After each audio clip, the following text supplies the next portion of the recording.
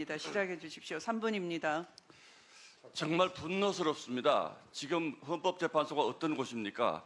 얼마 전 대통령 탄핵을 심판했던 곳입니다. 그런데 저희가 오늘 한나절 국정감사를 하러 와서 지금 10시부터 2시간 반 했는데 1시간 40분부터 점심 식사를 해야 된다고 12시 40분에 국정감사를 마쳐야 된다고 합니다. 정말 우리 법사위 부끄럽습니다. 정말 여러 가지 방식으로 야당 의원 입틀막 하더니 대법원은 있지도 않은 일정 하루 더 추가해서 투어하시더니 이틀씩이나 감사하시더니 헌법재판소 2시간 남짓 감사하고 1시간 40분 밥 먹기 위해서 끝내겠다고 합니다. 죄송한 얘기지만 저는 식사하지 않겠습니다. 헌법재판소 이 엄중한 역사의 순간에 좀 더 역사성을 가지시기 바랍니다. 지금 점심 먹겠다고 2시간 감사하고 1시간 40분 밥 먹겠다는 게 이게 국민들에게 지금 예의가 있습니까? 말이 되는 겁니까? 처장님, 오늘 저는 헌법재판소 여러분들의 역사적 인식에 대해서 정말 실망스럽습니다. 윤석열 대통령 탄핵을 해줬다고 민주당 의원들이 가전 아첨과 찬사를 늘어놓으니까 기분이 좋으십니까? 1급 차관 시켜준다고 하니까 그렇게 좋으세요? 차관 장관 시켜준다고 하니까 그렇게 좋으세요? 헌법재판소 4심제 만들어준다고 하니까 그렇게 기분이 좋으세요? 저는 적어도 이 문제에 대해서는 대한민국 국민들 가슴에 못 박는 일이라고 생각합니다. 가장 못 박은 게 뭡니까, 처장님? 대한민국 사법사상 우리 국민들에게 가장 가슴에 대못을 박은 단어가 유전무죄입니다. 지금은요, 무슨 말이 유행합니까? 유권무죄, 묵권유죄라는 말이 유행합니다.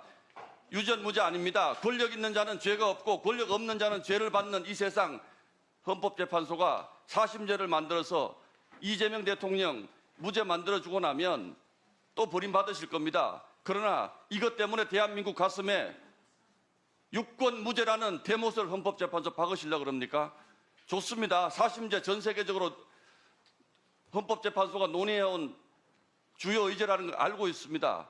그러나 이 시점에 4심제는요, 대한민국 국민을 위한 것이 아니고 이재명 대통령 단 한 명을 위한 4심제라는 것을 헌법재판소 명심하셔야 됩니다. 여러분들, 그 논의가 있을 수 있습니다. 그러나 이 논의에 대해서 단 한 번도 지금까지 얘기하지 않고 있던 민주당이 왜 갑자기 이재명 대통령의 재판 문제가 나오니까 헌법재판소에 4심제 하자고 하겠습니까? 뻔하지 않습니까? 대법원 못 믿겠다. 헌법재판소 윤석열 대통령 탄핵시켜주는 헌법재판소 한번 믿어보겠다. 대법원에서 이재명 대통령 유죄 나면 헌법재판소에 가져와서 유죄 만들어 보겠다. 이거 아닙니까? 이 점에서 헌법재판소가 역사적 인식을 가지셔야 된다는 거예요. 국민들을 위한 역사적 인식. 헌법재판소가 대통령 한 명을 위해서 이렇게 제도를 바꾸고 국민들의 불신을 높이는 이런 것에 동조하시면서 처장님 계속 보니까 그 부분에 대해서는 막 상당히 고의적으로 지금 반응하시던데 하실 수 있죠. 우리 헌법재판소. 자, 발언 시간이 끝났습니다. 정리해 주시기 바랍니다. 알고 있습니다. 그러나 헌법재판소의 수건보다 우리 국민들의 권리가 더 중요한 것 아니겠습니까? 신동욱 의원님, 발언 시간이 종료되었습니다. 정리해 주십시오. 국민들 앞에 맞는 결정 내려주시기 바라겠습니다.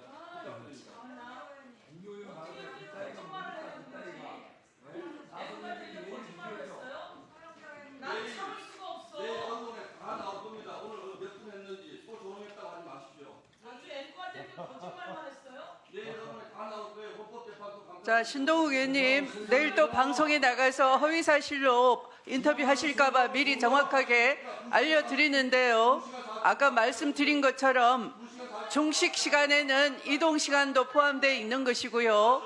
또 3시에 국정감사는 국회로 옮겨서 하기 때문에 국회 법제사법위원회의 행정실에서는 준비를 위한 시간도 필요한 것입니다.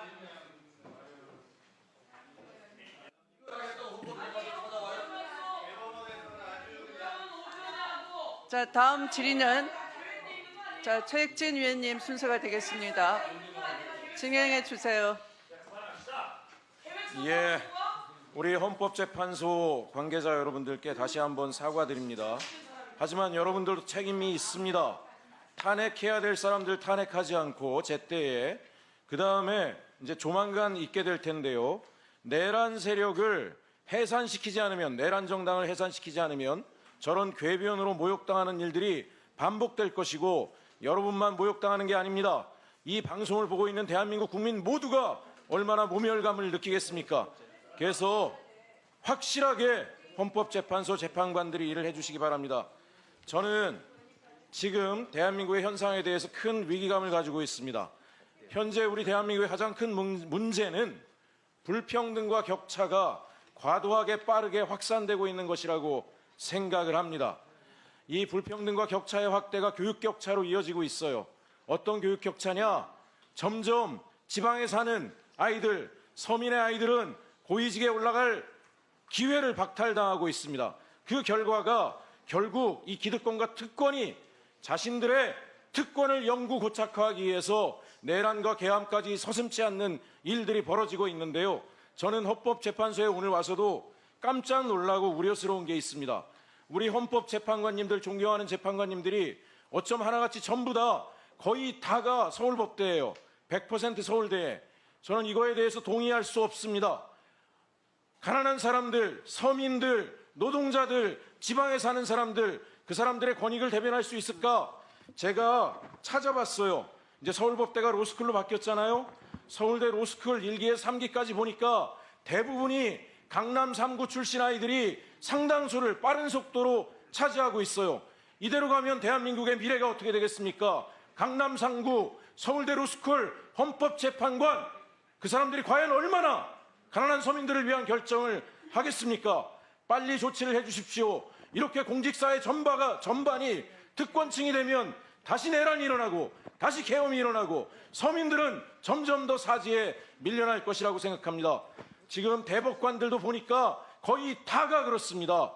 이 문제를 절대 그대로 방치하지 말아 주실 것을 사무처장님 부탁드립니다. 그러지 않으면 서민들이 꿈을 꾸겠습니까?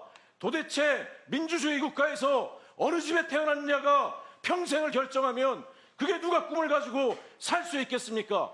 청소년 자살률이 왜 높아지겠습니까? 대한민국 헌법재판관이라면 나라의 미래를 걱정하는 분들이라고 생각합니다. 대한민국의 미래를 걱정하는 사람들이라고 생각합니다. 건강한 국가공동체라고 하는 것도 모두에게 균형 잡힌 기회, 정말 가난한 사람들은 들어올려주는 공정이 있어야 가능한 거 아닙니까? 이 문제에 대해서 대안을 세우시고 저희 의원실에도 보고해 주십시오. 네, 알겠습니다. 네, 수고하셨습니다. 그러면 아까 제가 미리 고지 드린 대로 12시 40분까지 자, 나경원 의원님, 자 보십시오. 지금